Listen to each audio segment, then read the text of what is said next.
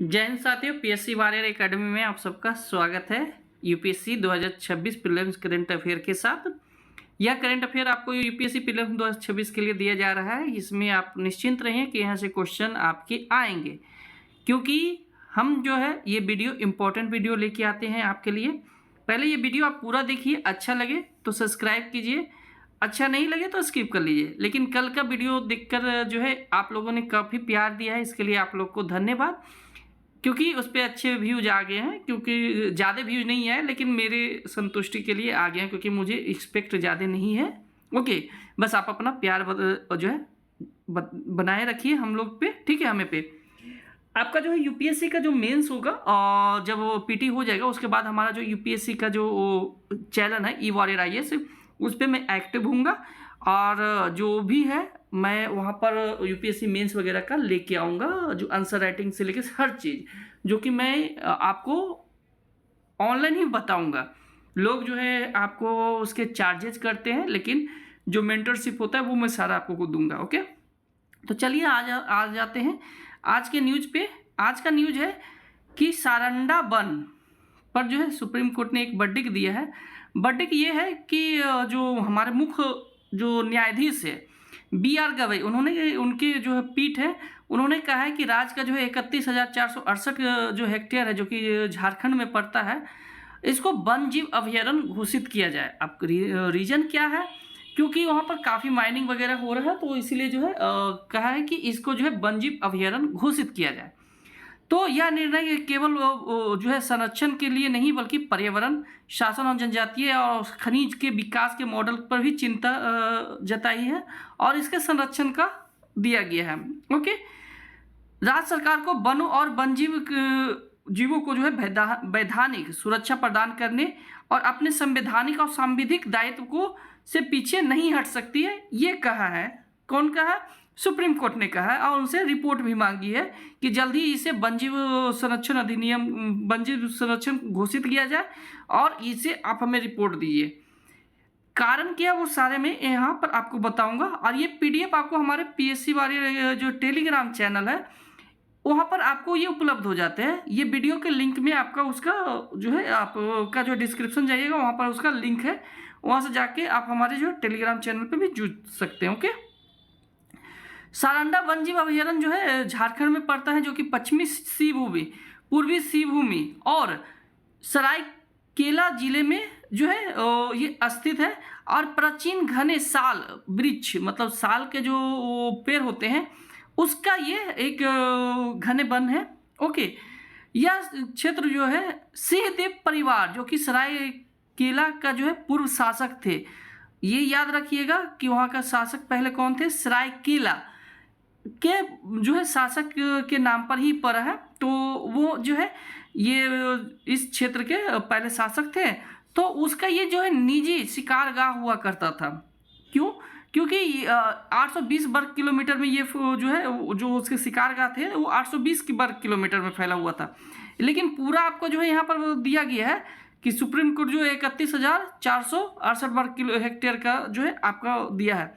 स्थानीय भाषा क्या है कि सारंडा जो है या सेरेगाडा जो है उनका जो है स्थानीय भाषा में इसका जो है अर्थ होता है 700 पहाड़ी, मतलब ये जो नाम पर है सारंडा वन, वो जो है 700 पहाड़ियों वाला कहा जाता है, ठीक है।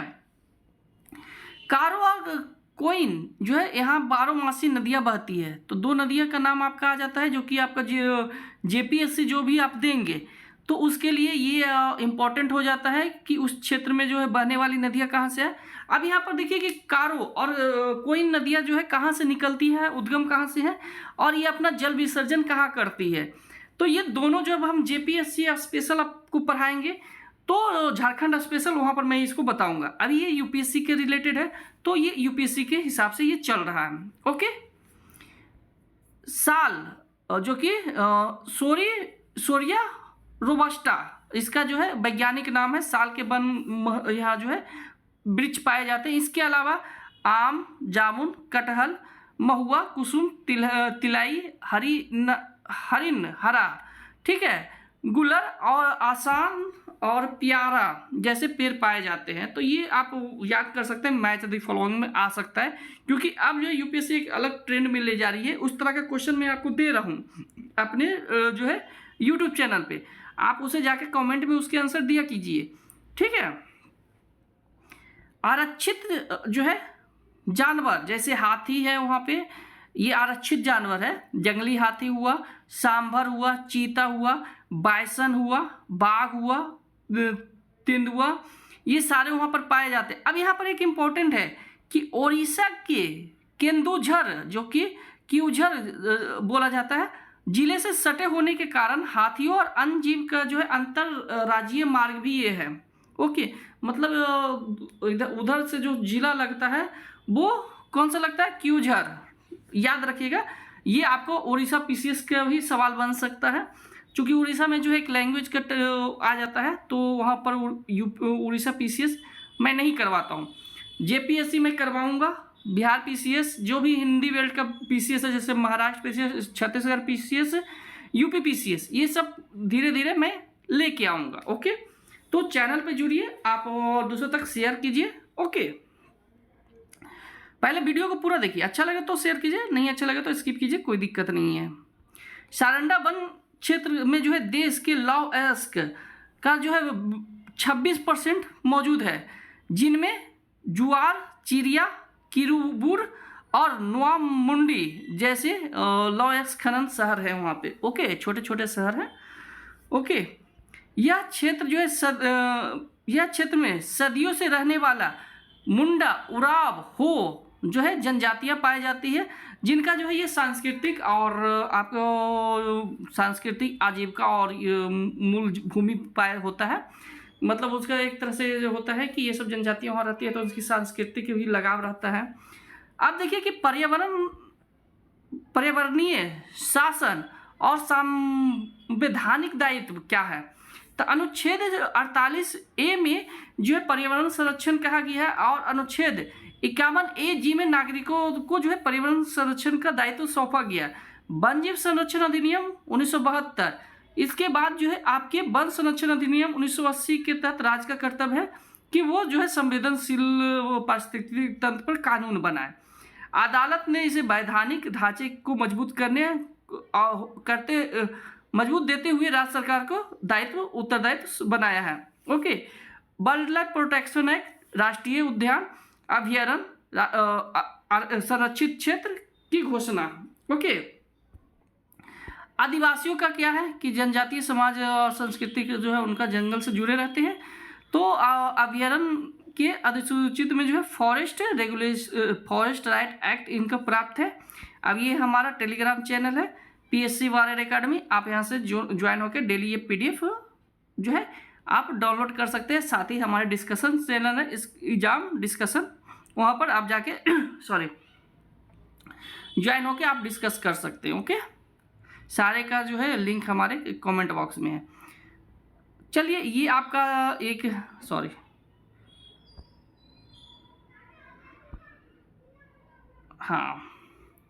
ये आपका नेक्स्ट आ जाता है कि भारत में कार्बन उत्सर्जन। एक रिपोर्ट आई है जिसमें जो है इंक्रीज हुआ है भारत में कार्बन उत्सर्जन का। पहले पूरा रिपोर्ट समझ लेते हैं कि 2025 का नवीनतम रिपोर्ट आ गया है, जिसमें 1.4% के बढ़ने के अनुमान है, जबकि 2024 में ये 4% रहा था। यह ऐसा तो बढ़ा है, लेकिन ऐसे जो देखा जाए कि पिछले से हम कंपेयर करते हैं तो ये जो है गिरावट आया है, क्योंकि भारत विश्व का तीसरा सबसे बड़ा जो है कार्बन उत्सर्जन है, याद रखिएगा। उत्सर्जन जो कि जलवायु लक्ष्य प्राप्त करने के जो है उस पर प्रभाव डालता है। 2025 में जो है अपेक्षाकृत बेहतर मानसून ने जो है देश के जो है तापमान को नियंत्रित किया है। जैसे 2025 में जो है अच्छे मानसून आए, जिसके कारण से जो कार्बन है, कार्बन एक पर्टिकुलर मैटर होता है, तो वो वायु में घुले रहते हैं, तो जब वो बारिश होती है तो वो नीचे बैठ जाता है, जिसके कारण से थोड़ा ये जो है कहा जाता है कि ये शीतलता रहा। और दूसरी बात ये है कि जो आप एसी वगैरह यूज करते हैं, तो वो एसी जो है आपका ना सिर्फ आपके जो है रूम को ठंडा, या जो कि आपके इनर को ठंडा करता है, लेकिन आपके जो इनर में जो वायु होते हैं वो गर्म वायु को बाहर जो है इन्वायरमेंट में फेंकते हैं, और वो इन्वायरमेंट के टेम्परेचर को बढ़ाता है। तो ये चीज़ है कि जब हमारा जो है मानसून अच्छा रहा तो वो क्या हुआ कि इस तरह का जो भी आपके इक्विपमेंट हुआ है वो कम चले, जिसके कारण से इन्वायरमेंट में जो आपके टेम्परेचर है वो कम हुए। ओके, इंटरव्यू वगैरह में आपको पूछ सकता है यूपीएससी में, क्योंकि इस लाइन से मैं बहुत टाइम से जुड़ा हूँ, तो ये जानते हैं कि यूपीएससी में क्या क्या चीज़ें पूछे जाते हैं इंटरव्यू में। ओके, चलिए आ जाते हैं 2025 में अपेक्षित। हाँ ये हो गया था मानसून वाला। हाँ, इसके परिणाम स्वरूप वो जो है कोयला से चलने वाले बिजली यंत्र पर निर्भरता भी कम होगी, कम हुई। जैसे कम आप अगर आप बिजली खपत करेंगे तो कम आपका जो है ऊर्जा खपत होगा, जिससे इन्वायरमेंट पर इम्पैक्ट कम पड़ेगा। ओके, अब वैश्विक परिदृश्य में जो है भारत कहाँ खड़ा है, तो आपका जो है चीन 0.4% की वृद्धि में है, अमेरिका 1.9, यूरोपीय संघ जो है 0.4। इस मुकाबले में जो है भारत जो है अर्थव्यवस्था में जो है वृद्धि अधिक तुलनात्मक में जो है अस्थिर है। G20 देशों में जो है भारत जो है क्या कर रहा है कि प्रति व्यक्ति 2.2 टन प्रति वर्ष जो है उत्सर्जन करता है, जिसमें जो है दूसरा सबसे कम उत्पादन वाला है। ठीक है, नीचे से। अब इसका क्या है कि 1.5 डिग्री सेंटीग्रेड के लक्ष्य से शेष कार्बन बजट मात्र जो है 170 टन जो कि CO2 है। ओके, वर्तमान वैश्विक उत्सर्जन में जो है यह 4 वर्षों के अंदर समाप्त हो जाएगा। जंगल की कटाई जो कि हम लोग जो लक्ष्य रखे हैं 2030 तक, तो ये 4 वर्ष अब बचे समाप्त हो जाएगा, तो उससे पहले हमको हासिल भी करना है ना। तो जंगल की कटाई से उत्सर्जन अब तक का जो है 4 अरब टन CO2 वार्षिक अस्थिर है। ओके, पर्यावरण विशेषज्ञ का स्पष्ट मत है कि भूमि और महासागरों की प्रकृति जो है, भूमि और महासागरों का जो कार्बन शोषण का जो प्राकृतिक है उसमें भी जो है गिरावट आया, जिसके कारण से जो है तापमान में वृद्धि हुई है। क्योंकि आपके सागर भी जो है ना वो क्या करते हैं, कार्बन को सक करते हैं, अवशोषित करते हैं। ओके, इसके बाद क्या है कि 1.5 जो है आपका, ये मैंने बता दिया कि 2030 तक ये लक्ष्य है, ये भी आपको मैंने बता दिया। हाँ, अब कार्बन क्रेडिट क्या होता है कि कार्बन क्रेडिट एक व्यापार जो है प्रमाण पत्र है, जिसमें ये कहा गया है, जैसे हम इसको यहाँ से अच्छे से बता देते हैं कि ये कंपनी ये है और ये कंपनी भी है, और ये आपका कार्बन क्रेडिट का लाइन है कि सालाना आप इतना ही उत्सर्जन कर सकते हैं। लेकिन होता क्या है कि अगर ये कंपनी भी आप इतना ही उत्सर्जन करती है, कंपनी जो है इतना उत्सर्जन एक्स्ट्रा कर लेती है, तो इस पे जो है फाइन लगता है। ये सिर्फ कंपनी पर नहीं, आपके कंट्री पर भी, देशों पर भी लागू होती है। तो क्या करता है कि जो इतना लाइन है ये कम उत्सर्जन किया, ये अपना क्रेडिट इसको सेल कर सकता है, बाकायदा इससे ये पैसे ले सकता है। तो इसी को कहते हैं कार्बन क्रेडिट, एक तरह का आपको बॉन्ड हो सकता है। लेकिन ये चीज़ गलत है, लेकिन अब ये वैश्विक स्तर पर ये लागू है तो है गलत। इसलिए है कि अगर ये उत्सर्जन कर देगा, दोबारा ये पैसा देके खरीदे, लेकिन इम्पैक्ट तो हमारे इन्वायरमेंट में पड़ा ही नहीं। तो ये पनिशमेंट इनके लिए वो जो फाइनेंशियल पनिशमेंट है वो ना देकर इसको और दूसरे पनिशमेंट भी दिया जा सकता है। जैसे बैन कर 5 साल मॉनिटरिंग करे, 5 साल मॉनिटरिंग करने के बाद इसका बैन कर दिया जाए कंपनी, ताकि ये चीज़ इम्पैक्ट हो। ओके, तो इसी को कहा जाता है कार्बन क्रेडिट। अब ये जो है कंपनियों से खरीद के लिए ये पूरा आपको जो है पेरिस समझौता के तहत ये आया था, ये सारा मैं यहाँ पर दे चुका हूँ। मैं चाहता हूँ कि बहुत कम में आपको कम समय में आपको जो भी इम्पोर्टेंट करंट अफेयर है पीटी पॉइंट ऑफ व्यू से वो सारा आपको दे दिया जाए। नेक्स्ट है कि चंद्रमा पर का जो है प्रभाव क्षेत्र। तो ये जो है न्यूज में था कि इसरो ने पुष्टि किया कि चंद्रमा 3 का जो प्रोपल्सन मॉड्यूल ने जो है अपनी उच्च ऊंचाई वाले पृथ्वी आधारित कक्षा के दौरान चंद्रमा के प्रभाव क्षेत्र में पुनः प्रवेश किया तथा 2 बार चंद्र उड़ान भरी। ठीक है, क्या है ये, तो ये चंद्रमा का प्रभाव क्षेत्र के जो है चंद्रमा के चारों ओर वह क्षेत्र जहां पर जो है कक्षीय गणना के लिए जो है गुरुत्वाकर्षण प्रभाव पृथ्वी पर हावी होता है। ठीक है, मतलब ये है कि ये ऐसा है कि ये क्षेत्र हम मानते हैं ये पृथ्वी का है आपका गुरुत्वाकर्षण क्षेत्र और ये चंद्रमा है।